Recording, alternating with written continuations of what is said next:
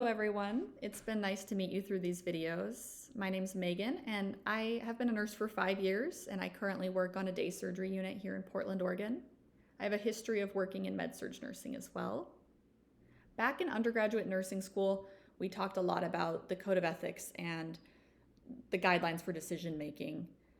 And then when I got my first nursing position, I realized it was a big shock to me that the number of decisions that we have to make on a daily basis where there is no clear answer between right and wrong.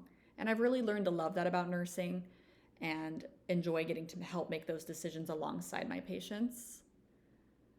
Nursing is one of the most trusted professions, and it's still amazing to me that patients come in as strangers and are willing to trust us to open up and discuss private aspects of their lives.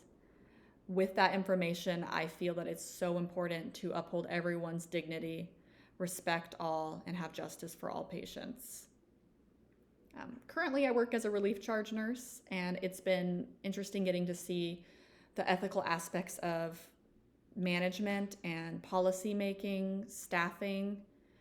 It's kind of hard sometimes being in middle management in positions such as these because you're working to advocate for the floor nurses and also having to trickle down the information from upper management as well, and you kind of feel caught between those two aspects.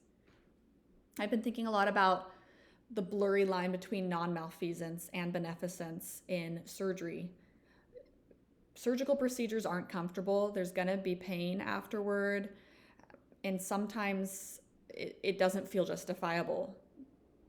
That according to the code of ethics, if we're doing the procedures and causing this discomfort and harm for the cause of the greater good, then it is justifiable. But sometimes that line is blurred when patients are being coerced by physicians or family to have certain procedures done.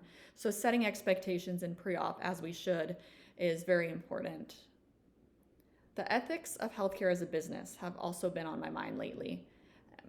Working on staffing, there's an equation that we use to calculate staffing that's productive. And I've noticed that the numbers that we put into that staffing have changed every year that I've worked. And that's due to nurses being able to produce good care, meeting benchmarks for a certain census. If we can meet safety and quality of care benchmarks at a higher census, it shows that we are able to do that work, and then that equation changes so that it's a tighter staffing because we've proven that we are able to provide that care at that level. And that keeps getting tighter and tighter in this equation. And it's caused an ethical issue for me because the only way to change that equation would be to let everything fall apart on the unit and to show that it's not working. But we have a duty to our patients to provide good care, to make sure they're safe, and to make sure we do our due diligence in caring for them.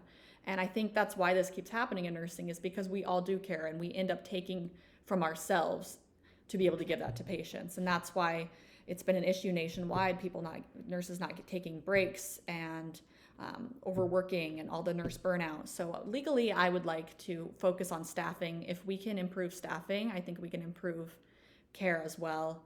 And it's going to take a long time and it's going to take a lot of people in order to make these changes. But I think that we can do it if we all work together as well. Thank you guys so much for listening. I hope you have a great week and stay safe.